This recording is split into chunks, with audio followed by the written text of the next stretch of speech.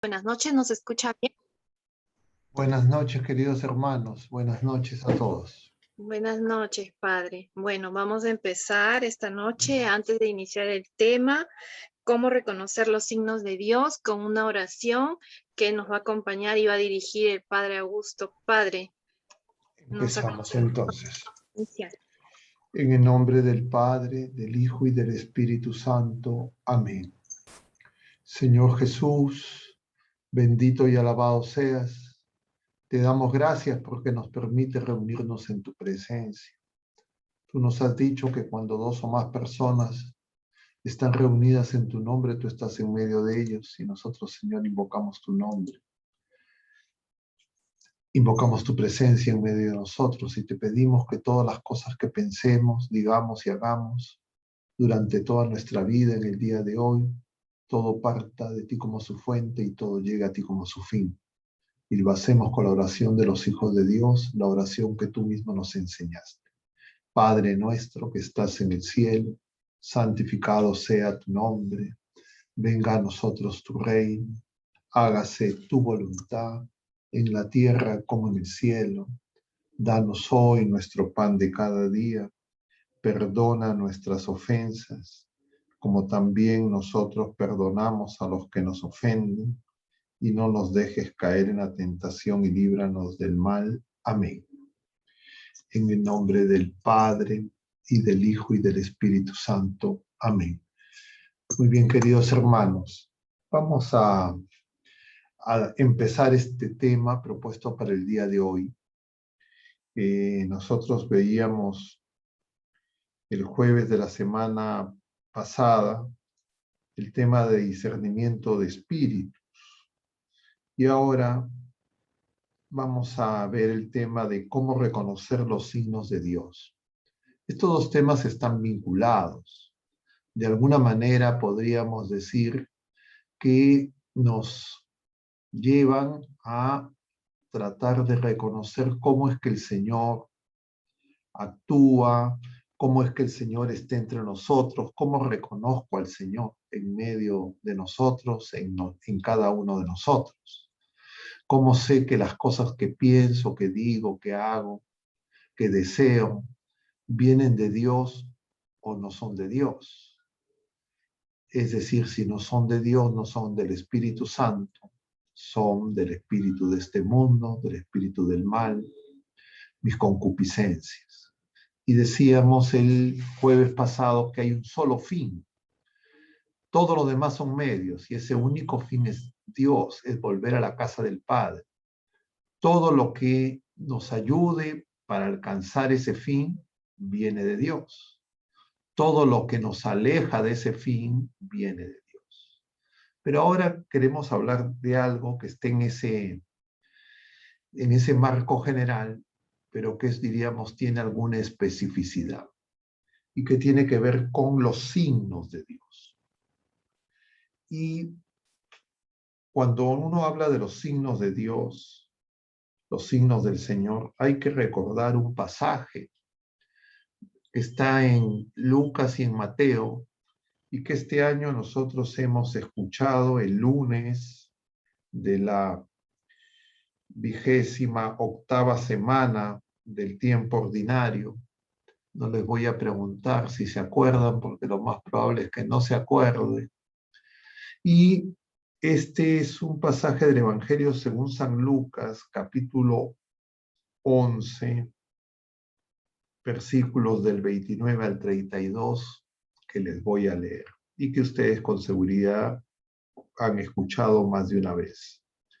Dice, en aquel tiempo la gente se apiñaba alrededor de Jesús y él se puso a decirles, esta generación es una generación perversa, pide un signo, pero no se le dará más signo que el signo de Jonás. Como Jonás fue un signo para los habitantes de Nínive, lo mismo será el Hijo del Hombre para esta generación. Cuando sean juzgados los hombres de esta generación, la reina del Sabas se levantará y hará que los condenen, porque ella vino desde los confines de la tierra para escuchar la sabiduría de Salomón. Y aquí hay uno que es más que Salomón. Cuando sea juzgada esta generación, los hombres de Nínive se alzarán y harán que los condene, porque ellos se convirtieron con la predicación de Jonás. Y aquí hay uno que es más que Jonás. Palabra del Señor. Y entonces el Señor nos habla del signo de Jonás. El signo de Jonás, como sabemos, Jonás estuvo 3 días bajo el agua en el vientre del cetáceo. Y entonces, el signo de Jonás, diríamos, es la Pascua de Cristo, es la misericordia de Dios. Porque con la predicación de Jonás y la conversión de los ninivitas paganos, el Señor los perdonó. Iba a destruir. Esta ciudad será destruida si no se convierte. Pero se convirtieron y no fueron destruidos. Entonces la misericordia de Dios no quiere la muerte del pecador. Quiere que se convierta y viva. Y además nosotros el lunes de esta semana, ya ahí sí seguro sí se acordarán, el lunes de esta semana, 32ª del tiempo ordinario, en el Evangelio según San Lucas, en el capítulo 17 que continuamos leyendo hasta el día de hoy, Jesús menciona que los escándalos son inevitables, pero hay de que provoque escándalo. Y además el Señor dice, ante la pregunta de Pedro, que hay que perdonar cuántas veces. Y además el Señor nos habla de la fe. Entonces, diríamos brevemente, el Señor viene a salvarnos, a hacer que la gente peque, que otros pequen, ese es escándalo. Y el pecado es desobedecer a Dios. Y el Señor lo que quiere es que nosotros nos amemos como Él nos ama. Eso lo veíamos el domingo de la 31ª semana del tiempo ordinario. Entonces, si nosotros queremos reconocer un signo de la presencia de Dios en nosotros, en nuestras familias y entre nosotros, un signo claro va a ser cuánto nos perdonamos, cuánto nos reconciliamos y cuán divididos estamos, será justamente signo de que Dios no está entre nosotros. Porque el amor de Dios y el perdón son 2 caras de una misma medalla, de una misma moneda.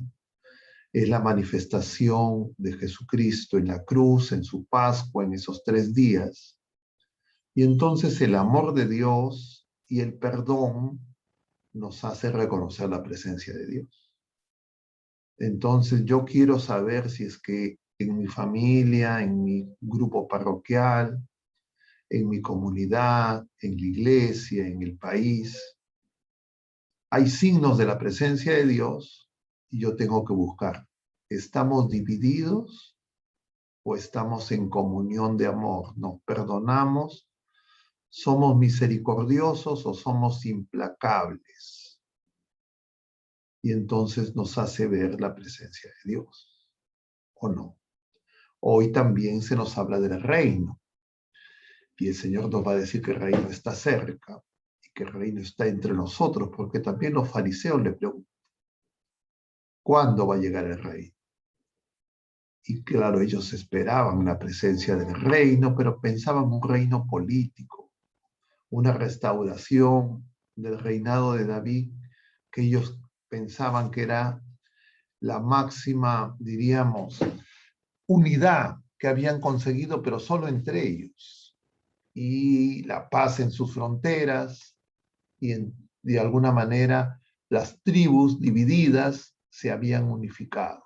y habían derrotado a sus enemigos, a sus adversarios, habían alcanzado una paz, pero eso fue muy precario. De otro lado, para seguir con los signos, el apóstol San Juan en su libro nos habla de signos, no de milagros. Entonces, San Juan identifica en su evangelio 7 signos, 7 prodigios, 7 milagros, diríamos, que son los signos que menciona San Juan. Pero también decíamos en otra ocasión, no recuerdo si también lo repetimos el jueves de la semana pasada, un signo es algo que nosotros reconocemos por nuestros sentidos, que nosotros podemos percibir. Pero eso que nosotros percibimos es simplemente la manifestación de algo más profundo. Es decir, el signo tiene un significado más allá de lo que nuestros sentidos puedan reconocer. Y entonces el Evangelio de según San Juan por eso habla de signos y menciona 7 signos, 7 milagros, que ustedes seguro recuerdan, pero les voy a recordar y vamos a repasar brevemente cuáles son esos 7 signos de los milagros que menciona el Evangelio según San Juan. Y luego de esto, y luego de este comentario del signo de Jonás y del perdón y la misericordia, trataremos de colocar algunos puntos de relación más específicamente al tema que ahora nos reúne, que son los signos de la presencia de Dios. Y entonces, uno es el primer signo, es, diríamos, la manifestación de Jesús en las bodas de Caná, en Caná de Galilea. Jesús convierte el agua en vino, es el segundo misterio luminoso del rosario que nosotros tenemos que contemplar.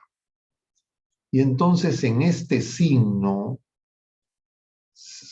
tiene muchos significados, pero de alguna manera es un adelanto de la hora de Jesús. Jesús le va a decir a nuestra Madre Santísima, cuando le menciona, se les ha acabado el vino, y Jesús le va a decir a María, su madre, aún no ha llegado mi hora. Y María le va a decir a los que sirven, hagan lo que les dice. Entonces Jesús va a realizar ese signo, que es la conversión del agua, que van a llenar en estas tinajas, y va a haber un vino mejor. Entonces, dice este pasaje que sus discípulos creyeron en él, porque estaban invitados a la boda, entre otros, María, Jesús y sus discípulos. Y es de alguna manera el inicio de la vida pública de Jesús, según San Juan, y es el anuncio de esta relación nueva de naturaleza esponsal entre Dios, Jesucristo y las criaturas humanas en la iglesia, que se consumará con las bodas del Cordero en la patria celestial. Y entonces el signo es ese vino nuevo y esa manifestación de Jesús como el Mesías en la vida nueva, y es justamente en esa relación de amor. Tiene vínculo este signo con la Eucaristía, con el matrimonio, los sacramentos, uno de servicio, el otro el de iniciación cristiana, pero que es el culmen de todos los sacramentos. Y entonces, ese es el primer signo que menciona Juan. El segundo signo es la curación del funcionario real. Se acerca a Jesús, el funcionario real, diciéndole que su hijo está gravemente enfermo. Y Jesús lo cura, diríamos, a distancia.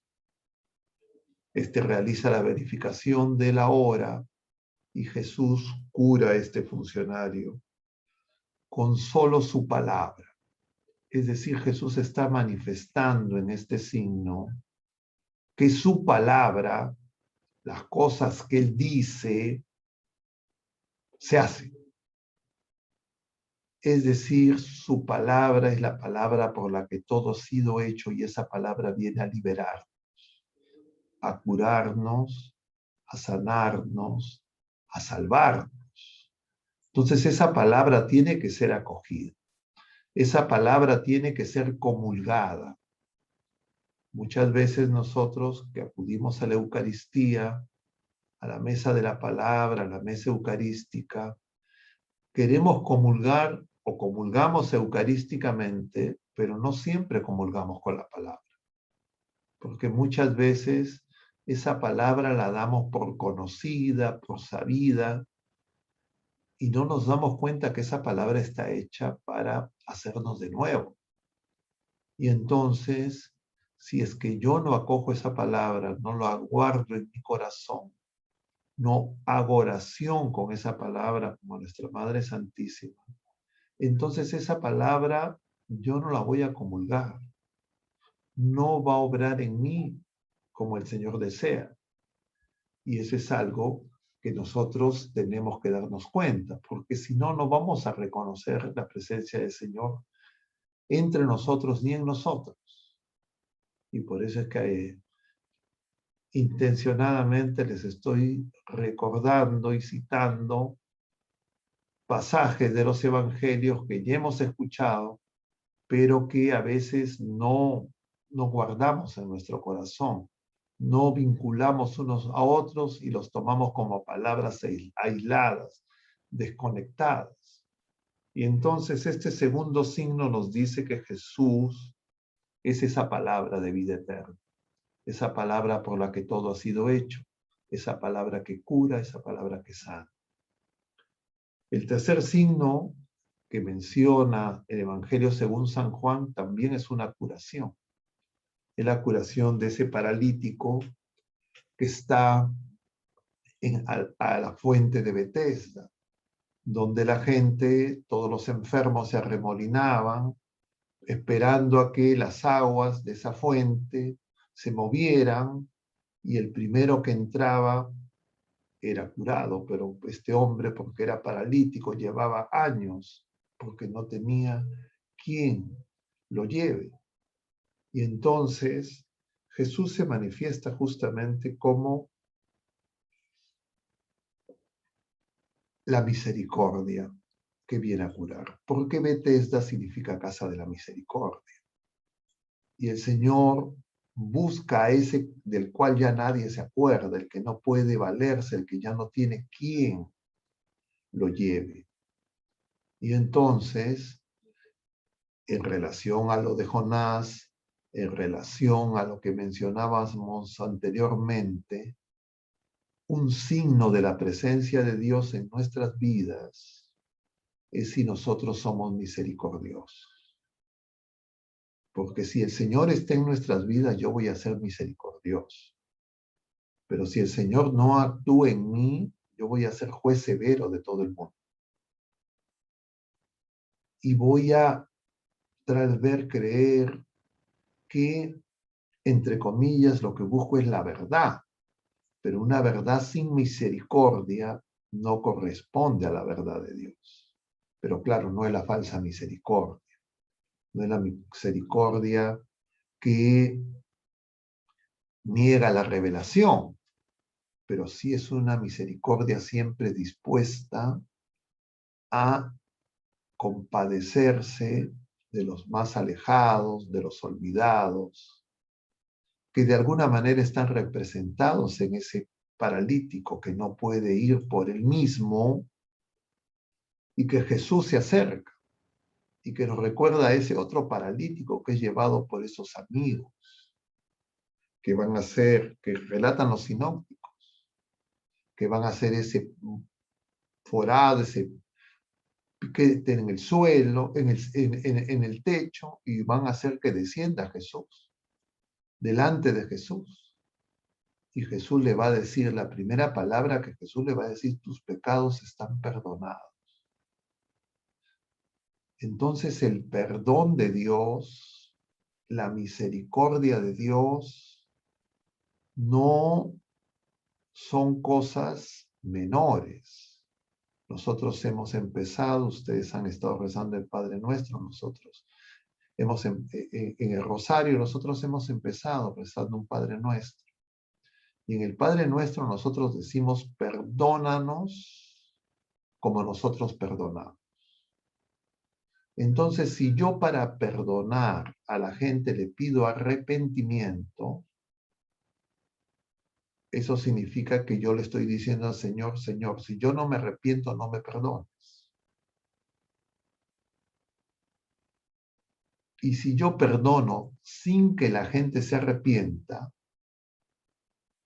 entonces yo le estoy diciendo, Señor, de repente no soy ni consciente de todas las veces que te he ofendido te he ofendido a ti en mis hermanos, y no sé ni siquiera de qué me tengo que arrepentir.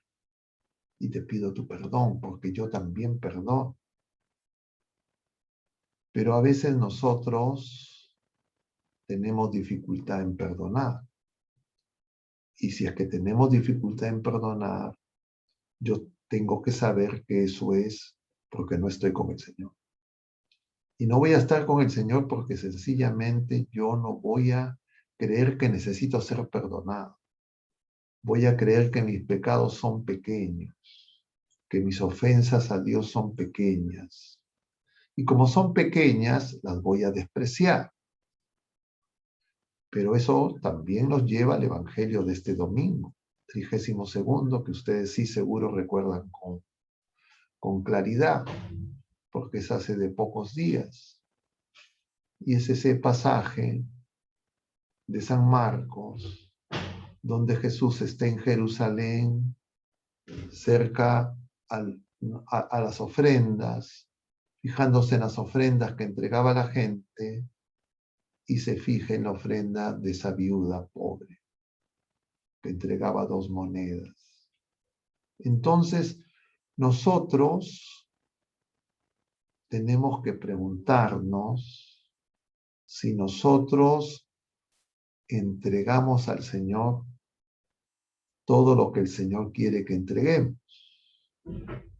Y eso nos hará ver si es que la presencia del Señor y el Señor presente en nosotros lo tenemos abandonado o estamos dispuestos a darle a Él en los hermanos la misericordia que Él quiere que nosotros tengamos unos con otros.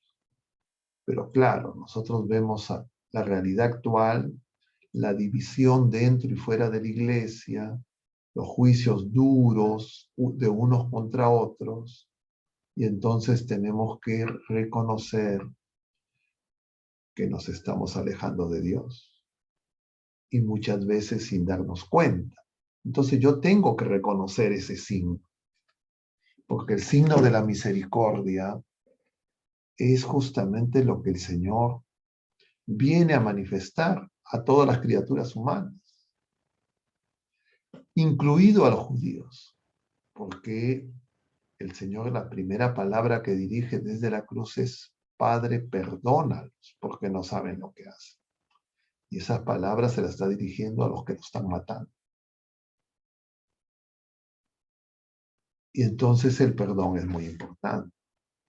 Y más si es que nosotros tomamos conciencia que necesitamos ser perdonados. Pero a veces no nos damos cuenta. Entonces, este tercer signo que menciona el Evangelio según San Juan, la curación de este paralítico, es importante. Un cuarto signo es la multiplicación de los panes. La multiplicación de los panes que va a saciar el hambre temporal, pero que también es signo de la Eucaristía. Pero muchas veces nosotros nos quedamos en lo temporal y no vemos que esa es la añadidura, que si nosotros buscamos primero el reino de Dios, nosotros vamos a poder encontrar ese alimento. Jesús es el nuevo maná, Jesús es el pan bajado del cielo, Jesús es la Eucaristía. Pero igual no van a entender, sobre todo cuando Jesús les diga, el que come mi carne y bebe mi sangre, tiene vida en mí, mi carne es verdadera comida, mi sangre es verdadera bebida. Y luego de la multiplicación de los panes, el quinto signo es que Jesús camina sobre las aguas. Porque Jesús, luego de que lo quieren hacer rey, él se va a orar solo, los despide, los apóstoles van en la barca, regresan a Cafarnaúm y están con el viento en contra. Jesús los observa y va caminando sobre las aguas. Y entonces ellos, atemorizados, creen que es un fantasma, no lo reconocen, se asustan. Y Jesús les va a decir, yo soy. Va a subir a la barca y van a llegar a puerto. Entonces Jesús se manifiesta como el yo soy, como el misterioso nombre que el Señor le da a Moisés en la zarza ardiente. Revela que Él es el Señor, que Él es y que nosotros no somos. El sexto signo que menciona Juan es la curación del ciego de nacimiento, al que lo va a mandar a que se lave a la piscina de Siloé. Y Siloé significa el don del Padre. Es decir, Jesús viene a darnos luz. Él es la luz del mundo. Él viene a que nosotros seamos curados de la ceguera para que podamos reconocer su presencia. Pero para reconocer su presencia, nosotros tenemos que darnos cuenta, nosotros los bautizados, que Él está en nosotros. Y darnos cuenta si nosotros somos movidos por su amor, es decir, por el Espíritu Santo, o somos movidos por otros espíritus, por otros cálculos, por otras conveniencias, de bienes pasajeros, de bienes temporales, de cálculos inmediatos, por los medios, y no estamos dispuestos a arriesgar todo para ese fin. Como el Señor nos decía en ese domingo de la semana 31 del tiempo ordinario, cuando el escriba le va a preguntar cuál es el mandamiento más importante, y Jesús le dice, amar, escucha Israel, amar a Dios sobre todas las cosas, con todo tu corazón, con toda tu alma, con todas tus fuerzas, y a tu prójimo como a ti mismo. Y entonces nosotros muchas veces no nos damos cuenta que lo que necesitamos es crecer en el amor de Dios. Y no nos damos cuenta que las consecuencias de no amar como Dios ama y no amar a Dios y acoger su amor es que justamente vamos a preferir lo más visible, lo inmediato, y vamos a creer que, diríamos, esas cosas llamativas a ojos del mundo son las que el Señor quiere. Y lo que el Señor quiere es reunirnos, porque esa es la manera de curarnos. Porque nosotros tenemos un ser personal, un yo, una identidad personal, pero somos un nosotros y estamos llamados a vivir en comunión de amor. Entonces, esa manifestación de estos signos que nos menciona Juan en su evangelio, en el cuarto evangelio, nos tienen que justamente ayudar para reconocer la presencia del Señor.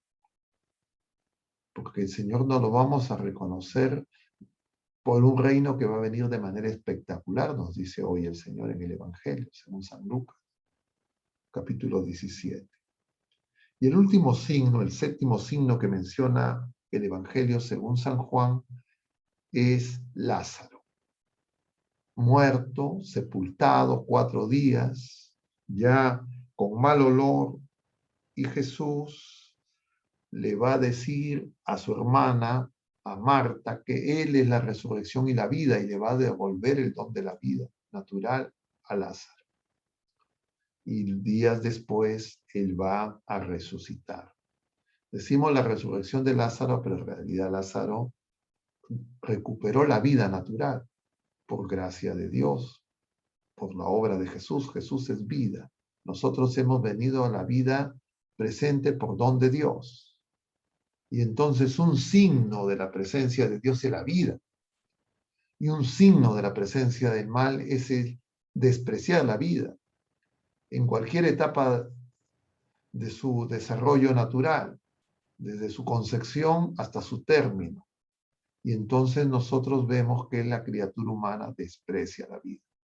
Hay gente que ahora en estas circunstancias de tanta confusión y de alta prevalencia de problemas de salud mental, es altamente frecuente los problemas ansioso-depresivos. Las personas no descubren el valor que tienen porque justamente han confundido los fines con los medios y no descubren que Jesucristo es la vida y es la resurrección y nos llama a una vida sobrenatural y Él va a hacer justicia. Y entonces, claro, sin reconocer a Jesucristo en medio de nosotros y en nosotros, quedamos sumidos en las tinieblas, en las oscuridades más grandes, y entonces no logramos darnos cuenta de dónde venimos ni a dónde vamos. Y entonces estos 7 signos que presenta San Juan en su evangelio, en el 4.º evangelio, además nos llevan a reconocer que los sacramentos son signos sensibles de la gracia. Es decir, son signos sensibles de la presencia de Dios entre nosotros. Y si es que nosotros no nos damos cuenta y comulgando con la palabra del Señor, no tenemos una fe viva y en consecuencia no creemos que el Señor ya está reinando y no nos damos cuenta que Él tiene que reinar en nosotros, no vamos a percibir que nosotros somos como Herodes, como todos los, diríamos, monarcas, tiranos de todas las épocas que atentaron contra y atentan contra Jesús. Y Jesús empezó esa revelación cuando Herodes, a los pocos días de nacido, quiere matarlo, pero también cuando el Herodes hijo quiere que Jesús haga milagros, cuando Pilato lo envía ya en su pasión según San Lucas, y Jesús no pronuncia una palabra delante de Herodes. Y cuando nosotros no dejamos que Él reine, porque no queremos perdonar, porque no queremos amar como Él nos ama, porque no somos misericordiosos como Él es misericordioso, podemos creer que estamos con el Señor si es que hacemos algunas cosas. Papa Francisco hablaba en su primer año de pontificado, en el año 2003, en una homilía en el mes de octubre, sobre el síndrome de Herodes, en referencia a este pasaje que hemos mencionado de la semana 28 del día lunes, de la semana 28 del tiempo ordinario del Evangelio según San Lucas, donde se habla del signo de Jonás. Y entonces el Papa, con ese estilo que tiene, habla del síndrome de Jonás. Y el síndrome de Jonás, dice el Papa Francisco, son las personas que como Jonás desprecian a los pecadores. Y efectivamente Jonás, la conversión de Jonás fue más difícil que la conversión de los ninivitas. Porque Jonás, que era el profeta, se sentía miembro del pueblo elegido, del pueblo de la primera alianza, y despreciaba a los ninivitas porque los ninivitas habían, pues, diríamos, deportado, destrozado el reino del norte, el reino de Samaria, y entonces Jonás los odiaba, quería que sean destruidos, porque él entendía la justicia de Dios como una justicia que tenía que, diríamos, castigar a los pecadores. Pero el Señor nos dice que Él no quiere la muerte del pecador, sino que se convierte y viva. Y entonces lo que nosotros estamos viendo y la pregunta que nos hacemos hoy en este jueves de reflexiones católicas es acerca de justamente los signos, cómo reconocer los signos de Dios. Y entonces tal vez uno puede creer que lo que hay que buscar son cosas, diríamos, llamativas, que impresionen nuestros sentidos para reconocer los signos de Dios. Pero el Señor, siempre misericordioso, justamente el día de hoy, como ya mencionaba, en el Evangelio, según San Lucas, nos ha dicho lo siguiente. Para los que no han estado en misa, les paso a leer. En aquel tiempo, a unos fariseos que le preguntaban cuándo iba a llegar el reino de Dios, Jesús les contestó: el reino de Dios no vendrá espectacularmente, ni anunciarán que está aquí o allí, porque miren, el reino de Dios está dentro de ustedes. A continuación le dice a sus discípulos: llegará un tiempo en que desearán vivir un día con el Hijo del Hombre y no podrán. Si les dicen que está aquí o está allí, no vayan detrás. Como el fulgor del relámpago brilla de un horizonte a otro, así será el Hijo del Hombre en su día. Pero antes tiene que padecer mucho y ser reprobado por esta generación. Es decir, queridos hermanos, en medio de esta situación confusa en el mundo y en nuestro país, en medio de la pandemia, las dificultades económicas, sociales, políticas, diríamos el desorden generalizado que vemos en las instituciones públicas, que perturba a muchas personas, nosotros en la fe tenemos que ser capaces de reconocer al Señor. Y tenemos que reconocer al Señor primero en nosotros.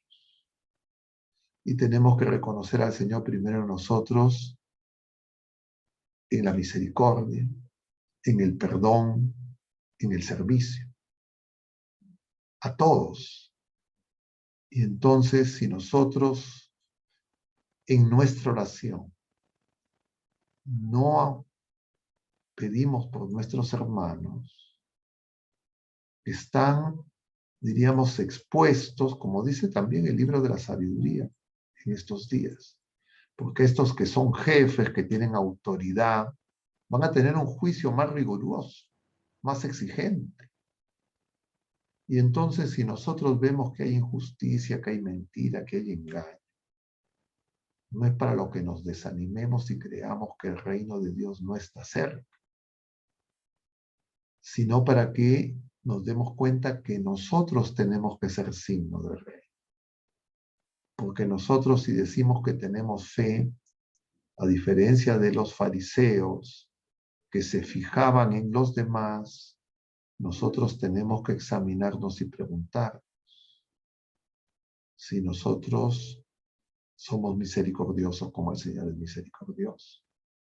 Si nosotros estamos haciendo ofrendas por esos hermanos que no hacen oración, que no piden perdón, que están lejos del Señor y que han puesto toda su confianza en lo pasajero y en los medios y no conocen cuál es el fin de su existencia o creen arrogantemente que siempre van a poder controlar todas las cosas porque sencillamente creen que ya tienen el control sobre todas las cosas pasajeras. Pero nosotros que sabemos que el Señor es soberano, Rey, y que a Él no lo podemos controlar, que nosotros somos suyos y Él no es nuestro, no es de nuestra propiedad y nosotros no podemos disponer de Él. Entonces nosotros nos damos cuenta de lo que está ocurriendo y entonces tenemos que discernir. Lo queremos seguir a Él, creemos que lo que Él nos promete, lo que Él nos dice, que el camino que nos propone es el camino, o creemos que hay otros caminos, que hay otras alternativas. Y entonces, si nuestra respuesta es afirmativa, Señor, yo creo, aumenta mi fe. Entonces nosotros tenemos que darnos cuenta que nosotros estamos hechos para ser signos de Dios en medio de este mundo que pasa. Pero tal vez no se nota. Y por esa razón, nosotros de repente no somos luz, no somos sal, y entonces estamos siendo arrastrados por la confusión del mundo. Y tenemos que reaccionar. Necesitamos conversión. Necesitamos empezar de nuevo. Necesitamos pedirle al Señor que aumente nuestra fe. Y entonces sí el mundo tendrá suficiente luz, porque nosotros podremos ser luz del mundo. Y eso tiene que empezar en nuestra familia, con las personas más cercanas, para reconocer la presencia del Señor, por ejemplo, en nuestros hermanos que sufren, en los enfermos, en los que tienen hambre, en los que tienen sed. Pero no es solo en las necesidades temporales, sino en los enfermos también, que son los pecadores, los que están lejos del Señor, porque el Señor no viene por los justos, viene por los pecadores. Y si nosotros queremos darles alegría al Señor, hay más alegría por un pecador que se convierte que por el 99 justo, porque Él viene por la oveja perdida, y la oveja perdida es la humanidad entera, acá, todos nosotros. Y entonces comprenderemos que el mundo, sin saberlo, tiene hambre de Dios, pero está embotado por las cosas pasajeras porque vive en el engaño del seductor de este mundo, del príncipe de este mundo. Y entonces, más que nosotros creer que nosotros somos los comentaristas, los opinólogos, tenemos que preguntarnos si es que realmente nosotros estamos dejando que el Señor reine en nuestra vida y nosotros estamos haciendo la voluntad de Dios. O por el contrario, imaginamos, alucinamos, especulamos que hay una manera de resolver los problemas y las cosas según nuestro criterio, que es distinta, que es mejor la que el Señor tiene. Y entonces, que el Señor reine es hacer su voluntad. Y Él nos pide que nos neguemos a nosotros mismos y que tomemos la cruz. No hay otro camino. Pero esa cruz nos parece escándalo, como a los judíos. Dice San Pablo, escándalo para los judíos, porque para los judíos que el Mesías sufra le parecía inconcebible. Y para nosotros nos puede parecer también inconcebible que nosotros tenemos que negarnos a nosotros mismos y tomar la cruz, porque tenemos una idea del reino de Dios totalmente diferente. Pero además, ayer se nos presentaba en el Evangelio, también del capítulo 17, según San Lucas, a 10 leprosos. Jesús atraviesa Galilea, camino de Jerusalén, entre Samaria y Galilea, y 10 leprosos reclaman. Y Jesús les dice, vayan al sacerdote. Es decir, Jesús les está diciendo, ya están curados, porque los sacerdotes eran los que, diríamos, certificaban la curación. Pero Jesús se extraña porque solo uno va a dar gracias. Los 9 restantes no van, y Jesús pregunta, ¿y dónde están los otros 9? No fueron curados, solo ha venido este extranjero, este samaritano. Y a veces nosotros no nos damos cuenta que la Eucaristía es acción de gracias.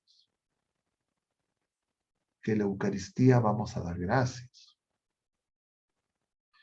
Y a veces tal vez vamos más a la Eucaristía a pedir cosas. El Señor no se ofende que pidamos, como acepta la petición de esos leprosos. Pero el Señor espera que demos gracias. Y entonces la Eucaristía es acción de gracias. Y entonces, así como nos reunimos para pedir, nos tenemos que reunir para dar gracias por el don de la fe,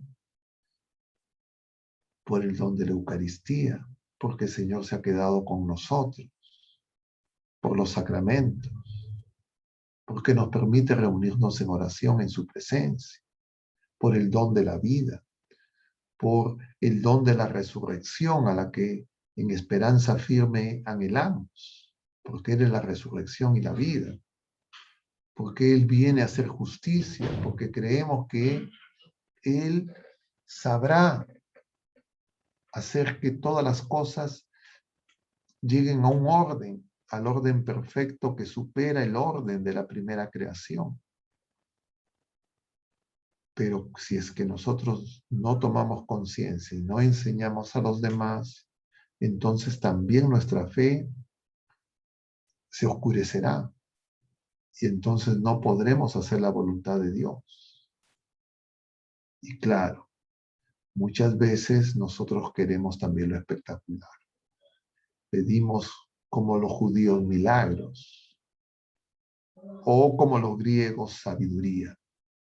Pero la sabiduría de Dios es la cruz, nos dice San Pablo, porque es la manifestación del amor y la misericordia, del Dios inmortal, eterno, hecho hombre que acepta la muerte para que nosotros tengamos vida, que ha ya asumido la multitud de nuestros pecados y que no nos niega su perdón. Pero muchas veces nosotros vivimos resentidos, amargados, decepcionados de los demás o de nosotros mismos, porque a veces incluso nosotros mismos no nos perdonamos. Y entonces, una y otra vez, a pesar de que hemos recibido la absolución sacramental, seguimos recordando pecados.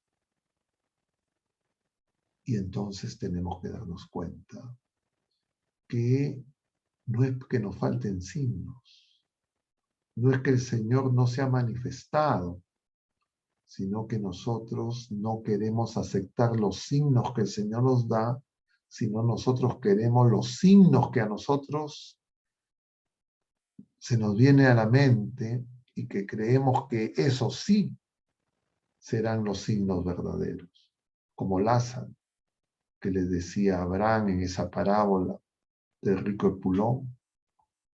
El rico Epulón le dice, Padre Abraham, envíalo a Lázaro, a mis hermanos. Y le va a decir, así muerto resucite. No van a creer. Y entonces Jesucristo resucitado es el signo, que eres el sacramento de Dios, es la manifestación del amor de Dios y de la victoria, no nos parece suficiente. Queremos otra cosa. Y entonces tenemos que darnos cuenta que si es que así fuera en alguna persona o en nosotros mismos, es porque nos falta fe. Y entonces tenemos que pedir al Señor que aumente nuestra fe. Tenemos que pedir al Señor que nos dé una esperanza firme. Tenemos que pedirle al Señor que nos aumente la caridad, porque no estamos siendo fieles y porque de repente la tibieza, el cansancio, el desánimo nos impide vivir en la libertad de los hijos de Dios. Yo quisiera detener aquí mis comentarios, más bien dar la oportunidad que podamos tener algún intercambio, si es que hubiera alguna pregunta o algún comentario de parte de ustedes. Y entonces, Brimax y los que están moderando, no sé si es que tuvieran algún comentario, alguna pregunta que podamos escuchar y comentar. Sí, padre, tenemos algunas preguntas. La primera pregunta es, Padre, cuando alguien cumple con los sacramentos, nos dice, yo siento que Dios me dice que haga esto o lo otro. ¿Cómo saber si eso viene de Dios? ¿Podría ampliar la explicación de la semana pasada al respecto?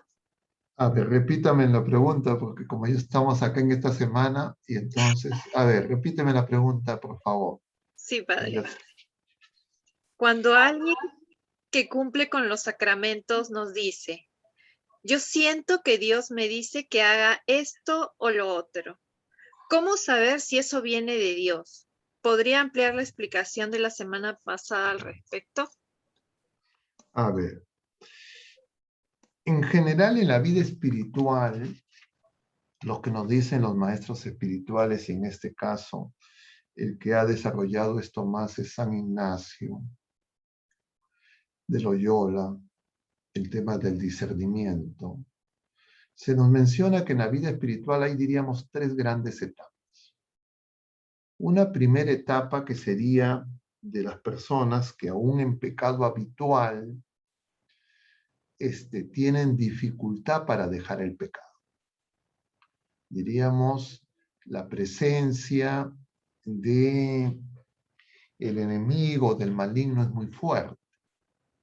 Entonces, en estos casos, la manera en que va a actuar el Señor, el Espíritu Santo, que nos comunica la gracia a través de los sacramentos, de los que va a actuar el maligno, va a ser de una manera. Brevemente, ¿cómo es en este caso?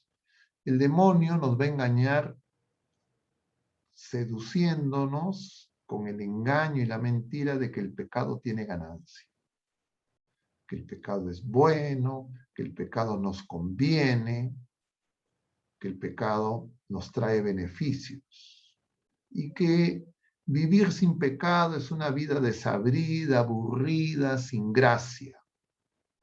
Y entonces, que le va mejor, diríamos, a los pecadores que a los que viven combatiendo el pecado. Y entonces hay gente que cree, hace poco una persona me decía, por ejemplo, que no se casaba en matrimonio sacramental porque sus amigas se habían casado en matrimonio sacramental y luego habían caído en el adulterio y la infidelidad y habían roto el matrimonio. Entonces esta persona llegaba a la conclusión que casarse en matrimonio sacramental provocaba adulterio. Y entonces esta persona pensaba que no había que casarse. Entonces rechaza la gracia. Eso es un engaño habitual en las personas que viven en pecado, que no van a misa o van a misa de vez en cuando, que son, diríamos, católicos a su manera. No viven los sacramentos, no viven la oración y van a misa eventualmente o hacen oración de vez en cuando hay algún problema agudo en la familia. Esa es una etapa de la vida sacramental. Entonces el Señor en esos casos le va a manifestar su amor, va a manifestar los consuelos y va a mostrarle que la vida de gracia es una vida feliz. Y entonces se pasa a una siguiente etapa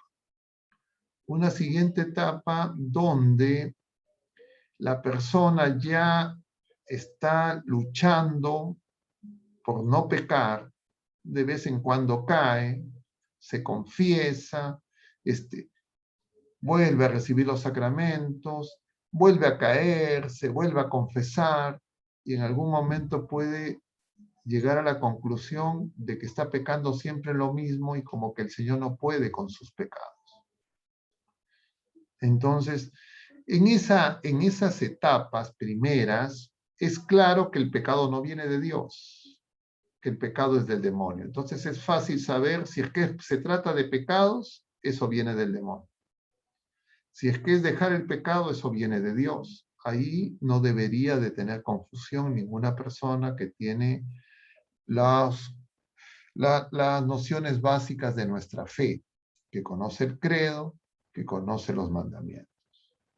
El punto es que ya cuando una persona ya está viviendo sacramentalmente, ya no tiene pecados mortales habituales, de repente algunos pecados veniales que subsisten, pero la persona ya está deseando al hacer la voluntad de Dios.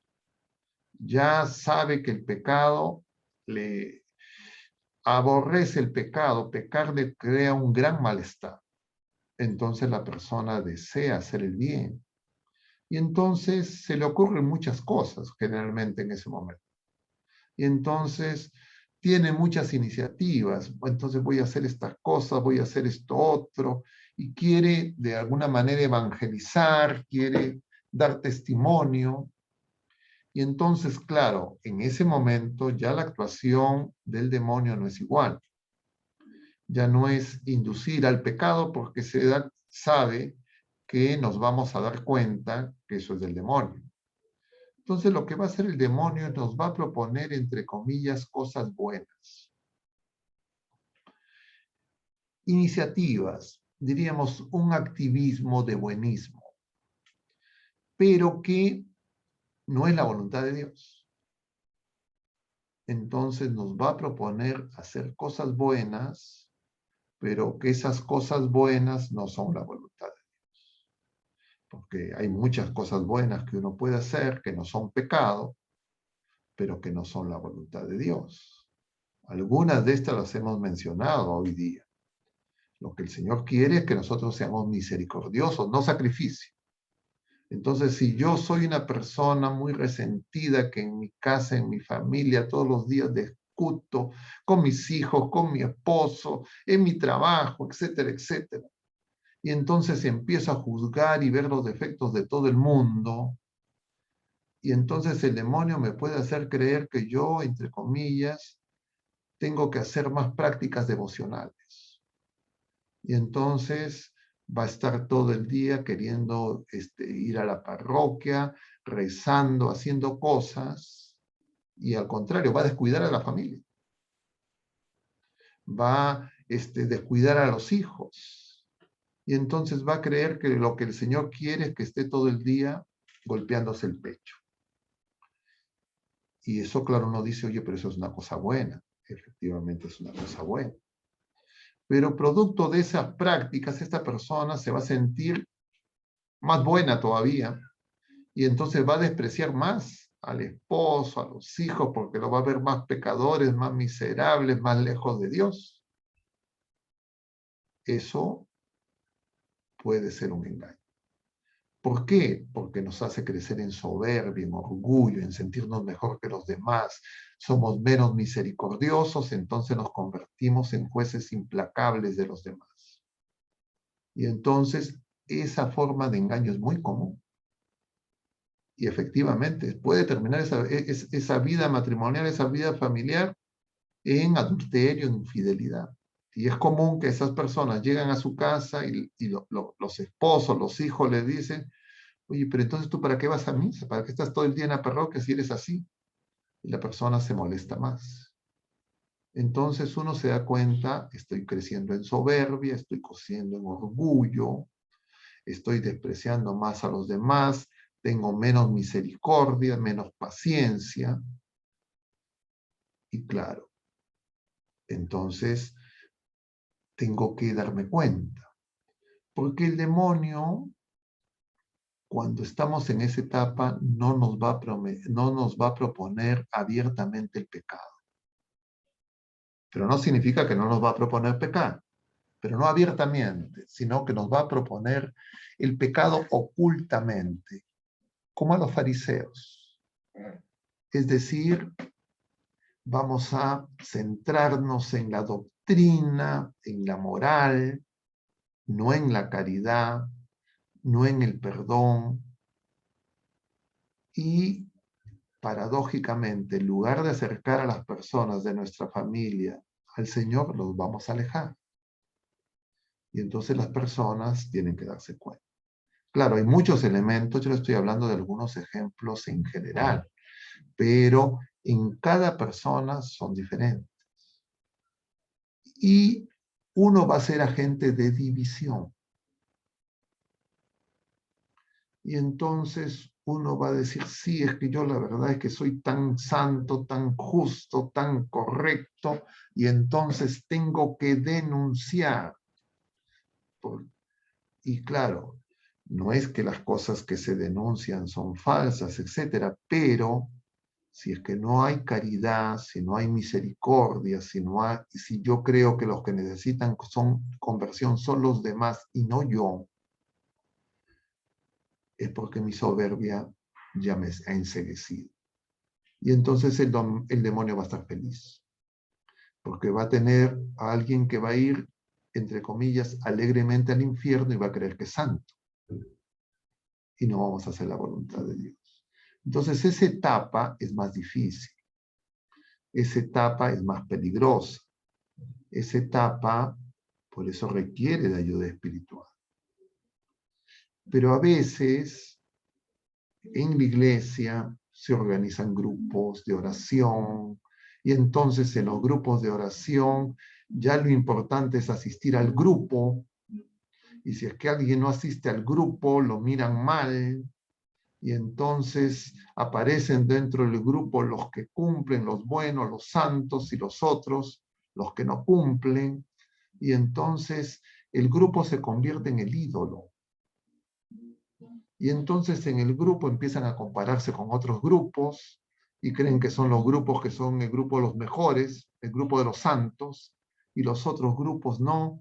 Y entonces ya empiezan estas divisiones, yo soy de Pablo, yo soy de Cefa, yo soy de Apolo, pero ya no soy de Cristo.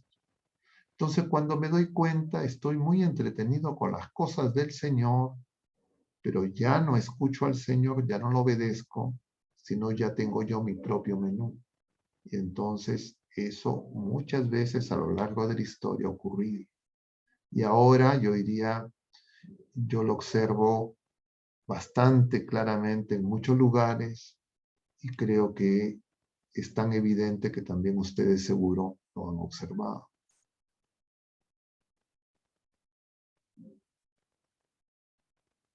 Pero ese es el tema de la semana pasada. El tema de hoy, por eso nos ayuda a centrar eso, porque sin directamente ir a responder esto, cuando nosotros hablamos de los signos, y nosotros tenemos que, decimos, nosotros tenemos que ser signo, nosotros tenemos que ser evangelio, vivido, que es lo mismo que decir, el Señor quiere que seamos santos. Entonces nosotros tenemos que darnos cuenta cómo el Señor está actuando en nosotros, cómo nosotros de alguna manera de repente estamos no acercando a las personas a Él y cómo nos estamos buscando a nosotros mismos, buscando el reconocimiento de las criaturas humanas, buscando la apariencia ante los demás y cayendo en una serie de activismos que, entre comillas, tranquilizan nuestra conciencia, nos hacen sentir mejores, nos autocanonizamos.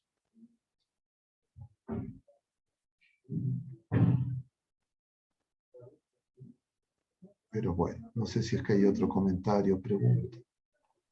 Y padre, buenas noches. Buenas noches. Tenemos más preguntas.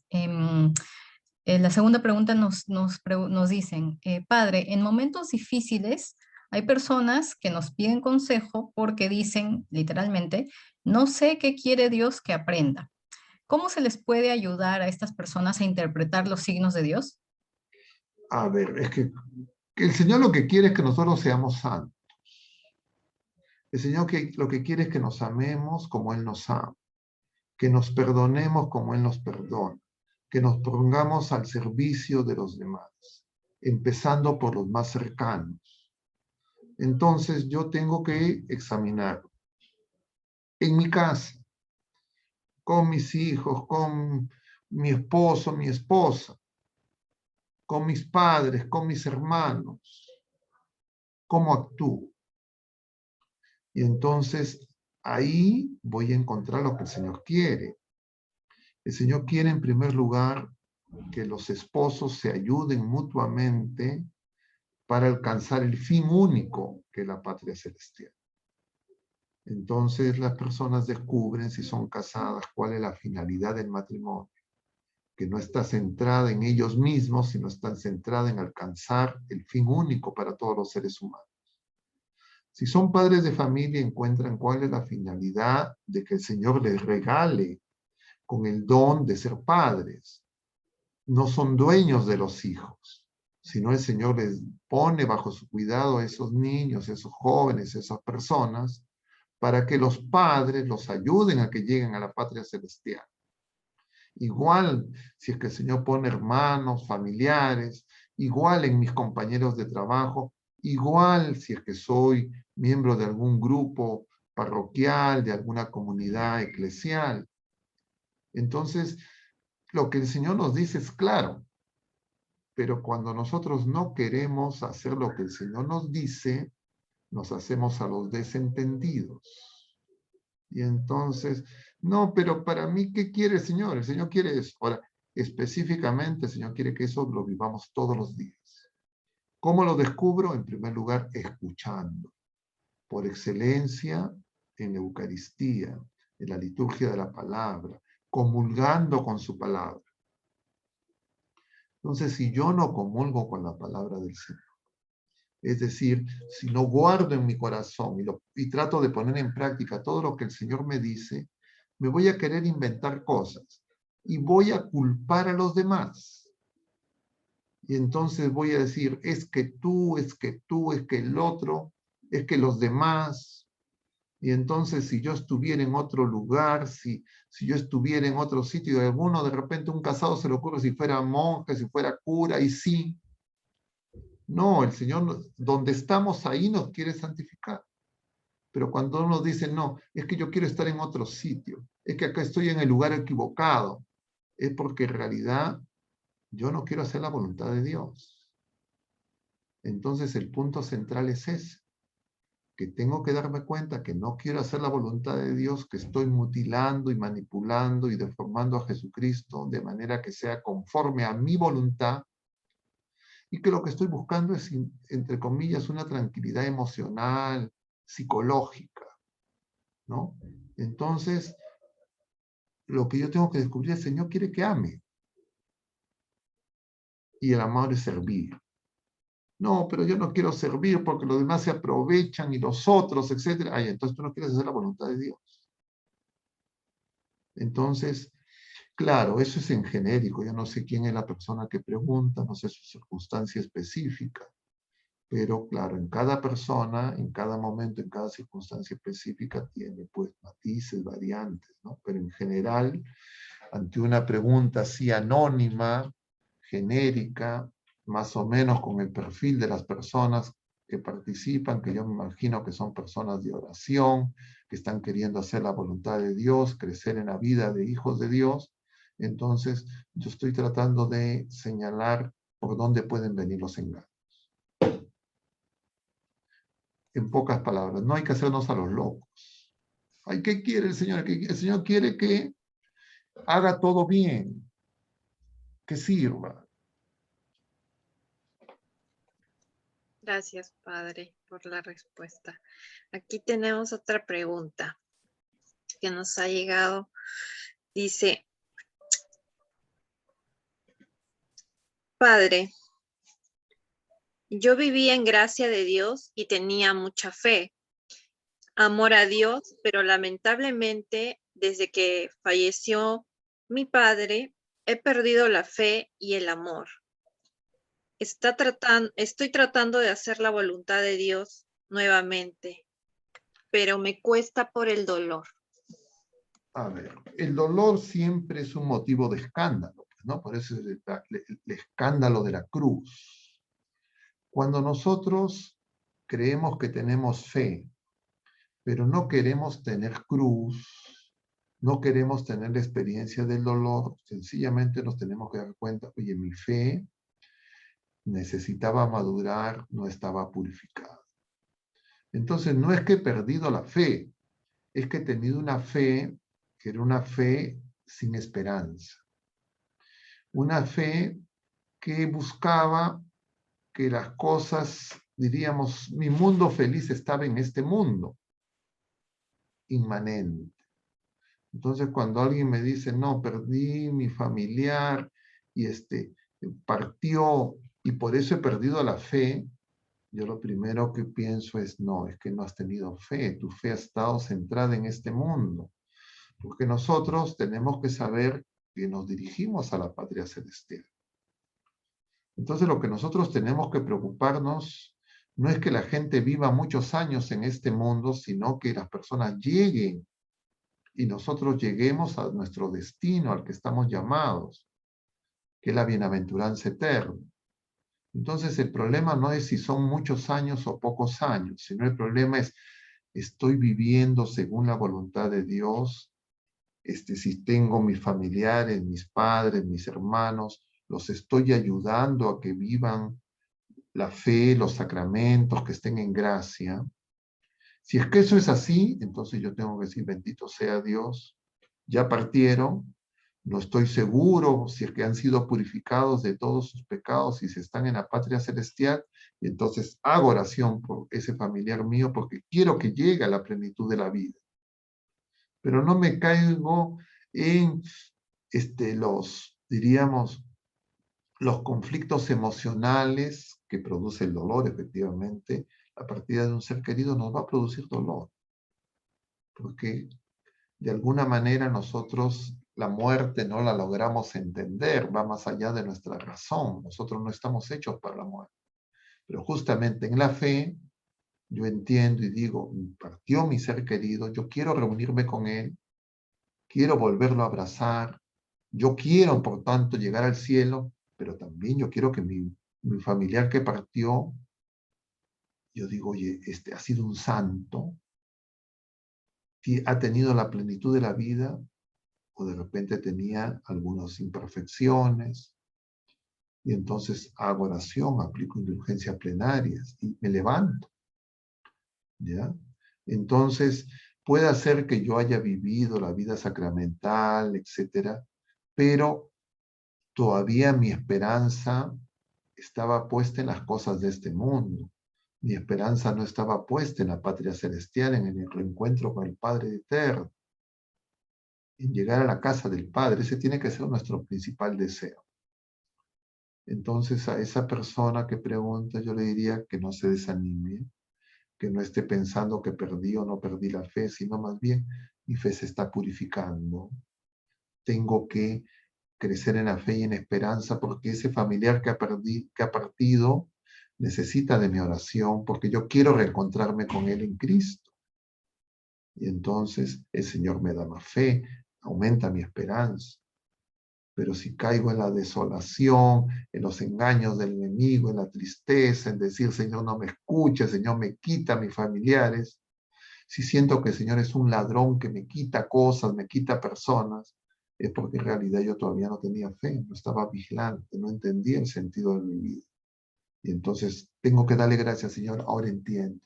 Me duele, efectivamente me duele, pero es porque me había hecho una fe a mi manera. Y sin temor, sin dramas, decir, Señor, quiero empezar de nuevo, ayuda. Por supuesto que el Señor nos va a ayudar. Claro, uno podría creer, no, entonces lo que necesitamos es una cosa más emocional. Ay, sí, qué barbaridad. Eso no es una ayuda, eso es uno mantener a las personas en ese estado, diríamos, sentimental, emocional, que le impide ver la luz. Nosotros tenemos que levantarnos. El Señor quiere que seamos fuertes. Y Él nos hace fuertes, justamente cuando comprobamos nuestra debilidad, nuestra fragilidad.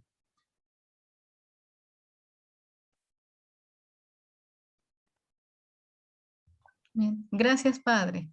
Nos ha llegado otra pregunta, justamente sobre el tema del perdón que usted había mencionado hace unos minutos. Dice, buenas noches, yo me resiento con mucha facilidad. Me esfuerzo cristianamente en perdonar, pero siempre me suceden cosas increíbles. ¿Cómo saber si hemos perdonado de verdad? Yo cuando amo a alguien, yo quiero el bien de la persona que amo. Entonces yo sé que he perdonado, no cuando siento bonito por la persona que me ofendió. Ya no es que de repente alguien me mintió, me engañó, me estafó, y entonces de repente digo, lo voy a perdonar y al día siguiente lo veo y me alegro. No, de repente emocionalmente no hay ese cambio.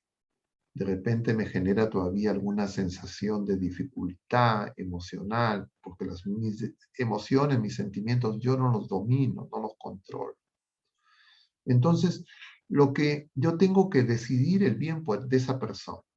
Y el mayor bien que yo puedo hacer por una persona es que se encuentre con el Señor, que conozca a Jesucristo, que llegue a la patria celestial, que el Señor le perdone de todo lo que le tenga que perdonar y que esa persona se convierta. Entonces, si yo deseo el bien para esa persona, ya lo perdoné.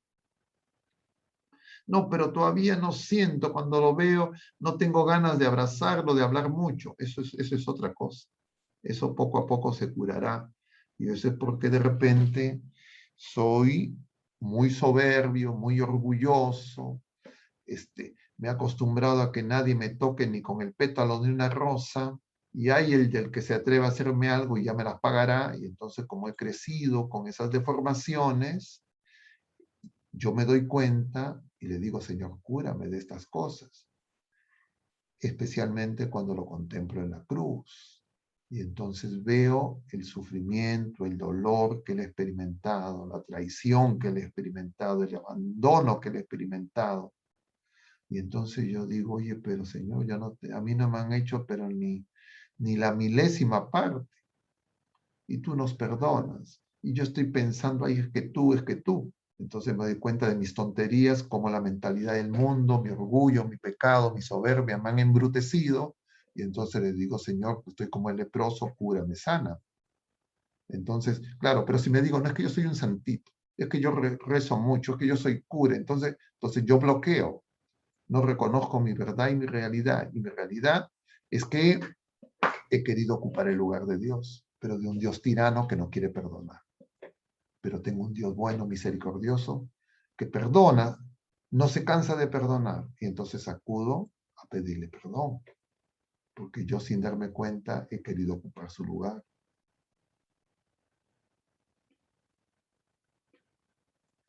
Entonces hay que quitar esas cosas. No, es que mi carácter, es que yo soy así. No, no, yo no soy así. Yo me he deformado, he crecido así con esas, diríamos, desviaciones, errores. Entonces digo, Señor, ya quítame esas tonterías porque ya me di cuenta.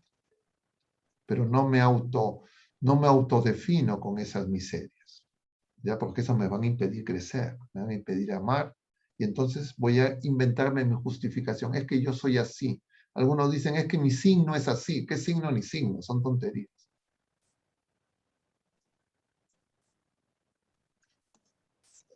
Gracias, Padre, por la respuesta. Acá tenemos una quinta pregunta que, que nos habla un poco de la Biblia. Dice que la marca de Dios se reconoce por sus frutos. Quiere decir que solo sabremos al 100% algo, si algo es de Dios, después de un tiempo y no inmediatamente. Necesitamos paciencia para reconocer los signos de Dios. A ver, los frutos son las consecuencias del amor, ¿ya? Las consecuencias del amor. Y el mayor amor que yo puedo mostrar y el mayor servicio que yo puedo mostrar por una persona, en primer lugar, como nos dice el mismo Señor este lunes, es evitando yo ser escándalo para esa persona. Es decir, que esa persona peque por mi palabra, por mis acciones, por mis omisiones. Es decir, que yo haga que alguien se aleje de Dios. Eso es el escándalo, hacer que alguien peque. Lo otro es que yo tengo que ponerme en servicio, y el servicio es que conozcan al Señor. Las obras de misericordia, corporales y espirituales. Y entonces me pongo al servicio. Puede hacer que se acaba la vida presente y yo no veo todos los frutos. El Señor sabe, pero lo que yo no tengo que esperar a ver los frutos. Yo lo que tengo que hacer es sembrar, testimoniar, servir, amar. Si veo o no veo los frutos, es porque el Señor me hará ver o no me hará ver según lo que sea para mi bien. ¿Ya? Pero yo no me estoy, a ver, vamos a ver los frutos. No estoy contando frutos. Yo salgo a servir. Si el Señor en su misericordia quiere que vea frutos, bendito sea. Pero yo sí tengo que pedir, tengo que servir, tengo que poner todo mi corazón para perdonar, para ser misericordioso, para que la gente, la mayor cantidad de gente se acerque al Señor, empezando por los más cercanos. A veces hablándoles del Señor, otros con mi testimonio de vida y siempre orando por los pecadores, por los más alejados. Así aparentemente les vaya bien, porque a veces uno puede ver una situación paradójica, que una persona que está muy lejos del Señor y por tanto es la más miserable de las criaturas humanas, pero humanamente, entre comillas, le va bien. Y entonces a uno eso le puede molestar. En el fondo es nuestra envidia, nuestra codicia de querer tener lo que otras personas tienen. Pero yo veo una persona que está lejos del Señor y yo lo tengo que ver como el más miserable de los miserables, así tenga millones. Pero si yo veo una persona solamente por las cosas externas, temporales, y con eso lo juzgo, y entonces lo considero ya, bueno, como no, yo tengo que decir, oye, cualquier sea quien sea, yo mismo, si estoy lejos de Dios, soy el más pobre de los pobres. Y claro, dentro de los más pobres de los pobres y más necesitados de los necesitados son los que ya partieron y que no han alcanzado la patria celestial, porque no pueden tener ningún mérito. Y entonces la oración por los fieles difuntos, que en este mes de noviembre es recomendada, nos ayuda mucho para centrarnos de todas esas confusiones que tenemos por esa situación del mundo que nos dice cosas que, claro, nos pueden hacer desear, pensar cosas que no corresponden con la verdad. Entonces es muy recomendable tener devoción y hacer actos por nuestros hermanos que ya partieron. Es la caridad más perfecta.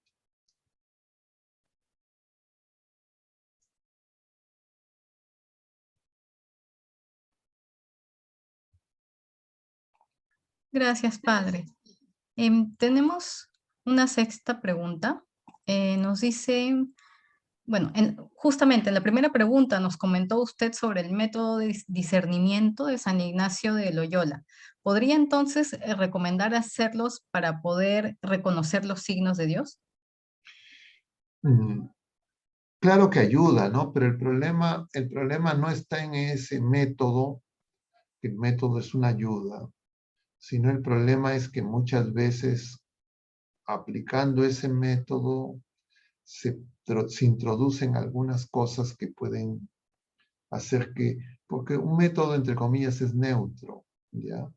Entonces, yo sí aconsejo sí que lo conozcan, si es que hay alguien que ustedes ven que los puede guiar de manera recta utilizando ese método, que lo usen. Pero lo que tenemos que acostumbrarnos es hacer un buen examen de conciencia todos los días. Y les aconsejo que tengan dirección espiritual si es que están en esa etapa, diríamos en esa tercera etapa que mencionaba en esa pregunta que hicieron al inicio.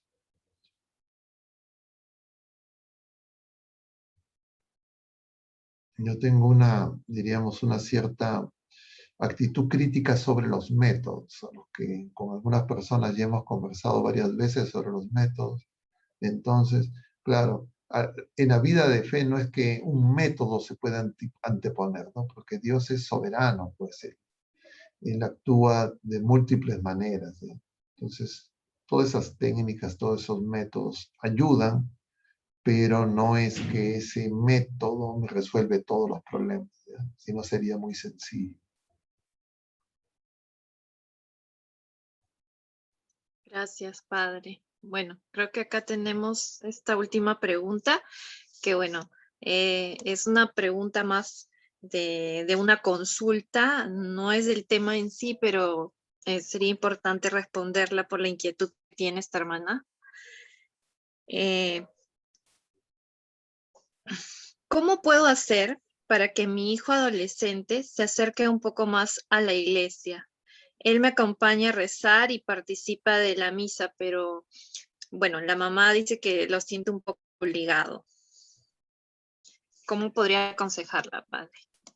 Mm, Claro, caso por caso hay que ver caso por caso, no es difícil en genérico, pero yo diría a los padres, amen a sus hijos rectamente. Amar a los hijos no es igual que engreírlos, no es igual que darles sus caprichos, sino desear el bien para sus hijos, que aprendan a diferenciar el único fin, Dios sobre todas las cosas, y todo lo demás son medios, incluso nuestra propia vida.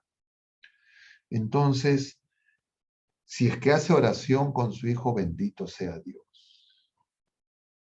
Que además haga su hijo que se confiese, que viva los sacramentos, que tenga confianza en los padres para que converse con ellos, les plantee sus dudas, ayudarlos a que sepan los peligros que hay en el mundo, que son múltiples, que los hijos sepan que justamente un niño, un joven, que quiere ser, entre comillas, autónomo, independiente, en el momento en que necesita más ayuda, esté en una etapa peligrosa, que sepa que siempre puede contar con la ayuda de los padres y de la familia, ojalá que así fuera. Y entonces, ese joven va a saber pues que puede recurrir a sus padres. Pero si es que no tienen los padres esa confianza, va a buscar en otras personas o se va a encerrar en él mismo y va a entrar a todas estas cosas que se dicen a través de las redes sociales y de todo lo que conocemos, que hay tanta confusión, tanta mentira. Pero los padres no pueden dejar de orar por los hijos son de Dios. Los padres no son dueños de los hijos y los tienen que cuidar como María y José cuidaron de Jesús. Que tienen que cuidar para que lleguen a ser santos, para que lleguen a la patria celestial. Eso es lo más importante. Todo lo demás es secundario. Entonces los padres tienen que saber si es que tienen esa conciencia recta para poder orientar a sus hijos. Y pedir y hacer oración con el papá, con la mamá. La oración de los padres por los hijos es poderosa.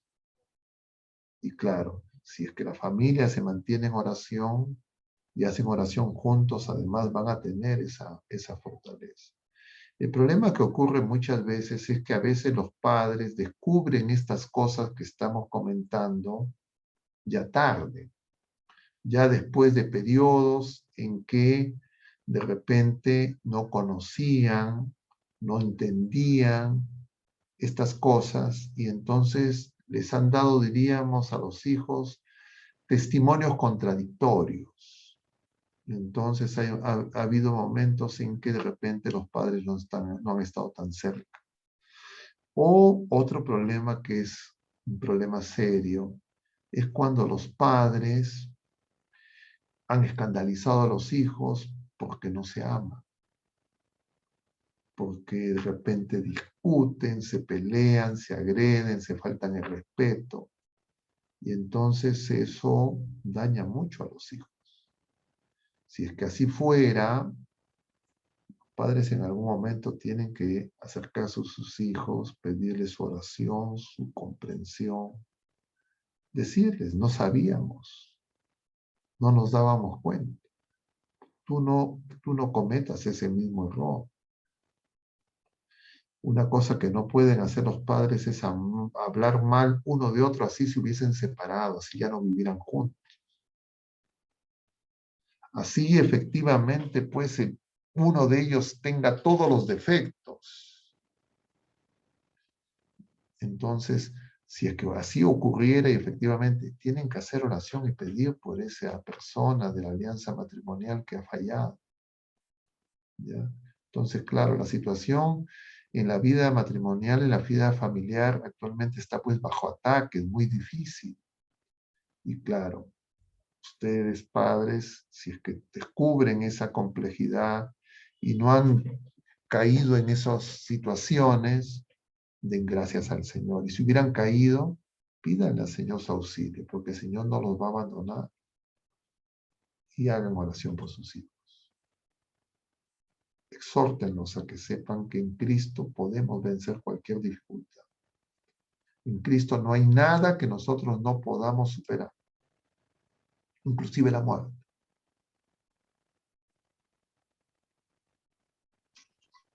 Gracias, Padre Augusto, por esta noche, por haber compartido esta charla, el tema de hoy, los signos, cómo reconocer los signos de Dios. Muchas gracias. Queremos cerrar esta noche con una oración y antes agradecer a usted y a todos los hermanos que nos han acompañado, como cada jueves en Reflexiones Católicas, y también a los que nos acompañan vía Facebook Live, que también los esperamos el próximo jueves a partir de las 8 para acompañarnos en el próximo tema.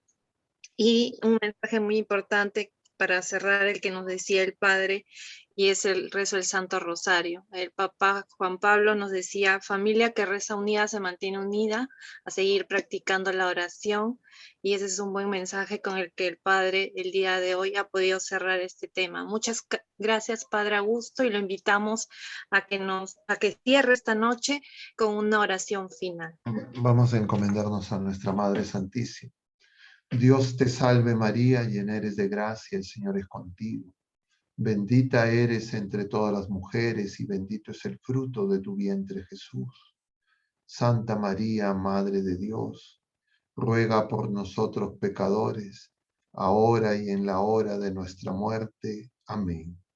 El Señor esté con ustedes, y la bendición de Dios Todopoderoso, Padre, Hijo y Espíritu Santo, descienda sobre todos ustedes y permanezca para siempre. Glorifiquen al Señor con sus vidas, queridos hermanos. Que Dios los bendiga. Mucho ánimo. Hasta la próxima. Padre. Gracias a Dios, gracias a Padre. ustedes. Gracias, Padre. Gracias, Padre. Gracias a Dios. Gracias, Padre. Gusto de Gracias a verlo. ustedes y gracias a Dios. De igual modo. Que Dios los bendiga. Gracias, Padre. Muchas gracias, Padre. Gracias. Gracias, Padre. Gracias, Padre. Bendiciones a todos. Gracias a todos. Bendiciones a todos. Que Dios los Gracias. bendiga. A todos. Hasta la próxima. Gracias, Hasta la Padre, próxima. por su bendición. Gracias, Padre. Gracias a Dios.